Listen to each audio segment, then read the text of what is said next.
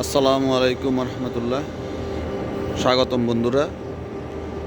আজকে আপনাদের সাথে একটা জিনিস শেয়ার করব, তা হচ্ছে বেগুন গাছের গ্রাফটিং। তো আসুন দেখি আমরা। এই গাছটা দেখতেছেন, এখানে বেগুন ধরছে। এই গাছটা কিন্তু একটা গ্রাফটিং করা গাছ, বা বলতে পারেন কলপ করা গাছ। এই গাছটাকে আমি এখানে কলপ করছি, এই জায়গাতে, ঠিক এই জায়গাতে আমি কলপ করছি। দেখেন এখানে দাগ আছে জোড়ার। তো গাছটা বড় হয়েছে অনেক এবং বেগুন ধরা শুরু করছে। গাছটার হাইট কিন্তু আমার থেকেও উপরে, মানে প্রায় 4 হাত হবে গাছটা। এই গাছটা কলপ করার মূল কারণ হচ্ছে আমাদের পাহাড়ি অঞ্চল বা গ্রাম অঞ্চলে যে কতগুলা ছোট ছোট বেগুন ধরে, আমরা এগুলাকে ফুতি বেগুন বলি। তো ওই গাছটাতে আমি এই ভালো জাতের বেগুন গাছের গ্রাফটিং করছি। এখানে 2টা গ্রাফটিং, দেখুন এখানে একটা, এই যে এখানে একটা, এখানে একটা গ্রাফটিং, এই জোড়া দেখা যাচ্ছে এখানে স্পষ্ট, আর একটা এখানে। তো এই গাছটাতে বেগুন ধরছে, ফল আসছে। এই যে এখানে আরেকটা ধরতেছে এবং ফুল আছে, দেখুন গাছের আগায় ফুল আছে। এবং এখানে একটা বেগুন ধরছে, সামনে আরও ধরবে। তো এখানে আসলে আমি কাজের জন্য সময় দিতে পারি না। এগুলোকে একটু পরিচর্যা করলে, কিছু সার পানি দিলে আরও ভালো ধরবে। এখানে আরেকটা বেগুন গাছ দেখতেছেন, এটা কাঁটাযুক্ত। এই গাছটাতে টমেটোর গ্রাফটিং করলে অনেক ভালো হয় এবং রোগ প্রতিরোধ ক্ষমতা বাড়ে এটাতেও। এই গাছটাও যেহেতু আমাদের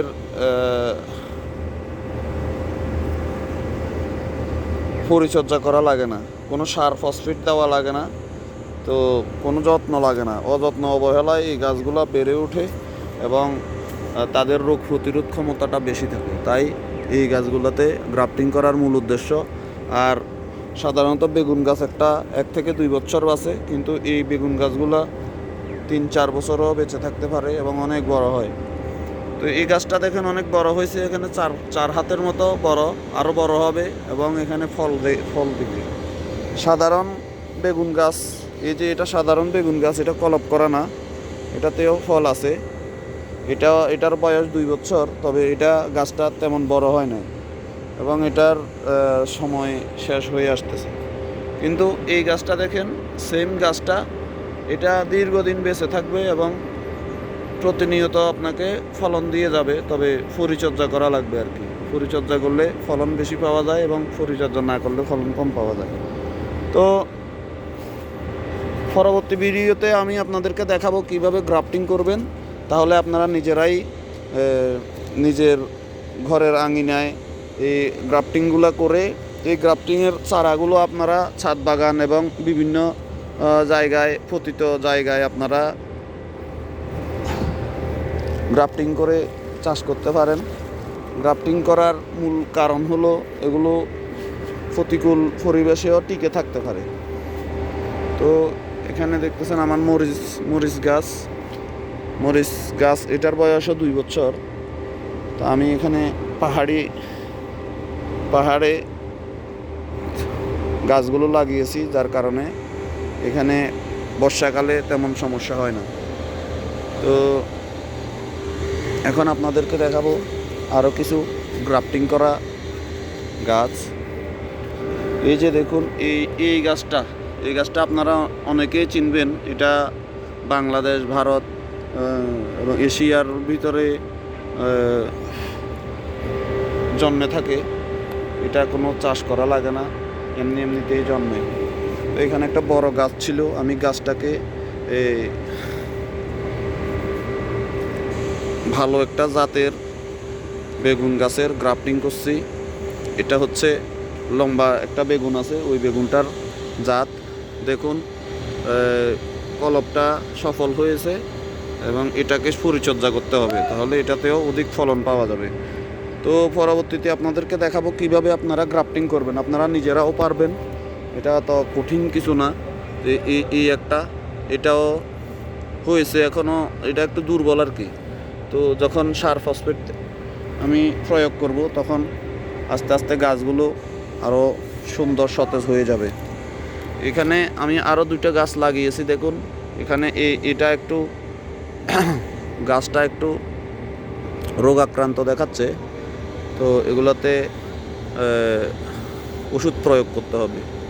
এখানে আর একটা আছে, আমি আসলে অনেকগুলা কলপ করেছি, তো এটাও সফল হয়েছে। দেখেন এখনও আমি বাঁধটা খুলে দেই নাই, আস্তে আস্তে বাঁধগুলো খুলে দেব গোড়া যখন শক্ত হয়ে যাবে। তো এই কলপগুলো করার মূল কারণ হলো আমরা নার্সারির থেকে চারা কিনে নিয়ে আসি বা বীজ থেকে আমরা চারা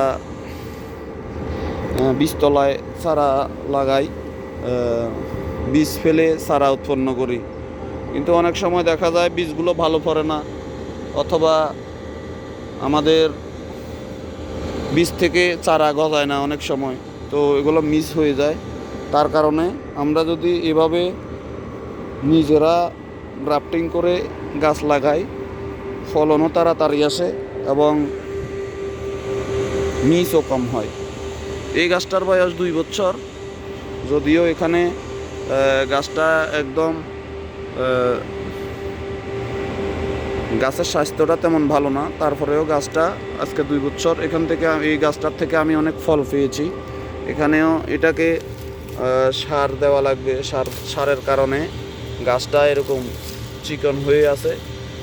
এই গাছটা আমি এখানে গ্রাফটিং করছিলাম সেম ওই বেগুন গাছে, যার কারণে গাছটার আয়ু বেড়ে গেছে। তো বন্ধুরা, সবাই ভালো থাকবেন, সুস্থ থাকবেন। আমার ভিডিওটা দেখার জন্য আপনাদেরকে অসংখ্য ধন্যবাদ। পরবর্তী ভিডিওতে আমি আপনাদেরকে দেখাবো গ্রাফটিংটা আমি কিভাবে করছি। তো আপনাদের কোনো কমেন্ট থাকলে কমেন্ট বক্সে জানিয়ে যাবেন এবং আমাকে ভালোবাসা দিয়ে পাশে রাখবেন। আশা করি সবাই ভালো থাকবেন, সুস্থ থাকবেন, এই কামনা রইল। আল্লাহ হাফেজ।